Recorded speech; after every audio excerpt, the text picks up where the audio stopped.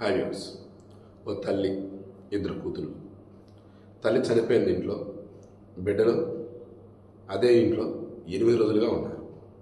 మన తెలుగు ప్రాంతాల్లోని, మన హైదరాబాద్లోని, మన సికింద్రాబాద్ దగ్గర ఉస్మానియా యూనివర్సిటీ పక్కన బౌద్ధ నగరాన్ని వారాజగూడ ఏరియా.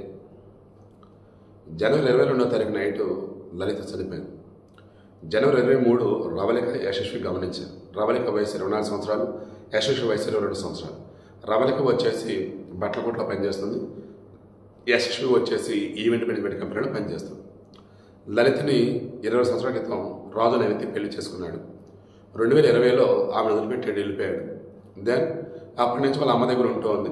అగైన్ వాళ్ళ అన్న వదినతో గొడవలు, వాళ్ళు కొట్టారని పిల్లలు అంటున్నారు. దాంతో దూరంగా వచ్చి బౌద్ధ నగర్లో ఉంటూ ఉన్నారు. అయితే అక్కడ కూడా ఫైనాన్షియల్ ఇబ్బందుల వల్ల గత 3 నెలలకు అద్దెగట్ల, ఫైనాన్షియల్ బర్డన్స్, నా అనుకోవడం వల్ల ఎవరు లేరు. ఇక నా పిల్లల పరిస్థితి ఏంటని ఆలోచిస్తూ నిద్రలోనే లలిత చనిపోయింది. అమ్మ చనిపోయింది, మన దగ్గర డబ్బుల్లో మనందరం దూరం పెట్టేశారు. ఇప్పుడు మనం ఏం చేయాలి అని ఆలోచిస్తే ఈ పిల్లలు వాళ్ళని చంపేసుకుందాం ట్రై చేశారు. అది ఇప్పుడు దొరికింది లెటర్. ఇంట్లో కత్తులో చాకులు ఏవో తీసుకొని పొడుచుకుందాం ట్రై చేశారు, చేతుల మీద గొంతుకన్నట్టు. బట్ వాళ్ళ వల్ల కాల, ధైర్యం చేయలేకపోయారు. కానీ అమ్ము ఊహించని ధైర్యం. నాకు ఒక డెడ్ బాడీ దగ్గర ఒక రోజులో ఒక కాసేపు ఉండాలంటే ఇది రా ఉండేది. ఈవెన్ ఒక చావింటి దగ్గరికి వెళ్ళాలనేది ఇబ్బంది, వేరేలాగా అనుకోవద్దు. ఇది ఒక రకమైన ఇబ్బందిగా ఉండేది నాకు. మనని కూడా మనుషులు రా, అది వాళ్ళు చాలా మంచి వాళ్ళు అంటారంటే వెళ్ళాను, చూసాము, వచ్చాను. మళ్ళీ వాళ్ళ తాలూకు వస్తువులని కనపడ్డాయి అనుకోండి, అయితే ఆ వస్తువు ఉపయోగపడితే వాడుకుందాం, లేదన్నప్పుడు దూరంగా పక్కన పెడదాం అన్నట్టుగా ఉండేది.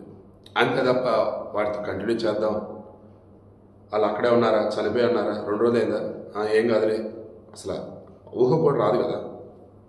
ఇప్పుడు ఈమె విషయంలో ఏంటి మ్యాటర్? చనిపోయింది, వీళ్ళు ఒక రూమ్లో ఉన్నారు, వాళ్ళ అమ్మ ఒక రూమ్లో ఉంది. మధ్యలో ఓనర్ వచ్చిపోతూ ఉన్నాడు. అయినా సరే ఆ ఓనర్కి వీళ్ళు అబద్ధం చెప్పారు. కానీ వాళ్ళ అమ్మ గురించి అడిగితే నిజం చెప్పలేకపోయారు. ఓ పక్క ఆకలి, డబ్బులు లేవు, అంచనాలు చేయాలి, ఎలా ఏంటో తెలియటంలా ఉన్నారు. ఇక వల్ల కాక నిన్న అంటే 23వ తారీఖు నుంచి 31వ తారీఖు వరకు, అంటే 8 రోజులు దాదాపు ఉండి బయటకు వచ్చి అప్పుడు చుట్టుపక్కల వాళ్ళని పిలిచి మా అమ్మ చనిపోయింది, ఏం చేయాలో తోచ 8 రోజులు అట్లాగే ఉన్నాను. మరి చుట్టుపక్కల వాసన ఎందుకు రాలేదు నాకు అర్థం కావట్లేదు. ఫ్రీజర్లో పెడితేనే 2 రోజుల నుంచి కష్టం రా అంటారు, మామూలుగా అయితే 1 డే నుంచి కష్టం.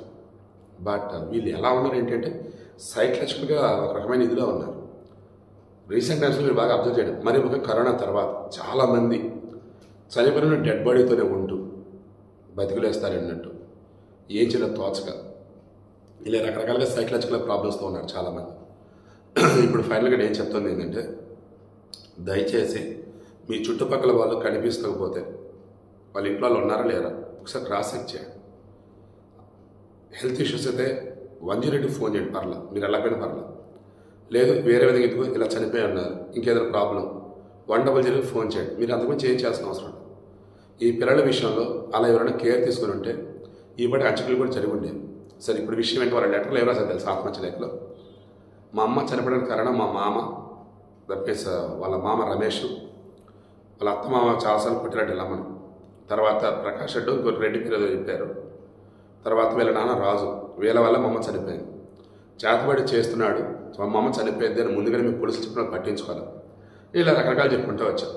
సరే, ఇప్పుడు నేను వీడియో క్లోజ్ చేస్తున్నాను. ఆల్రెడీ మీకు ముందే చెప్పాను, చుట్టుపక్కల వాళ్ళు ఎవరైనా కనిపించకుండా ఉంటే దయచేసి మీరు క్రాస్ చెక్ చేసి ఎంక్వైరీ చేసి పోలీసులు చెప్పడమా, లేదు ఇంట్లో అంత బాగానే ఉందంటే ఓకే వదిలేయటమా చేయండి. బట్ ఎందుకులే అన్నట్టు మాత్రం దయచేసి ఉండకండి. తర్వాత మరలా చెప్తున్నా, వీళ్ళు పడ్డటువంటి బాధ ఏదైతే ఇంకెవరు పడద్దు. ఇంటి యజమానులైనా సరే ఆ ఇంట్లో వాళ్ళని కనీసం రోజుకి ఒకసారి పలకరించండి. 2 రోజులకు ఒకసారన్నా వాళ్ళు కనిపించకపోతే ఏంటని ఇంట్లోకి వెళ్ళి చూడండి. 8 రోజులుగా తల్లి శవంతో పాటు ఉన్నారు. వీళ్ళు చనిపోదాం అని చెప్పేసి ఆత్మహత్యత్నం చేశారు. బట్ వాళ్ళ వల్ల కాదు. బాడీని హ్యాండ్ ఓవర్ చేసుకున్నారు, పోస్ట్ మార్టం చేశారు, బాడీని అంచనాలు జరిగాయని మనకు తెలుస్తాం. అయితే ఆ రిపోర్ట్లో వాళ్ళ అమ్మని వీళ్ళు ఏమైనా చంపారా, లేదా ఆమె చనిపోయిందా, అదైతే ఇంకా రాలేదు. వచ్చాక మాట్లాడుకుందాం.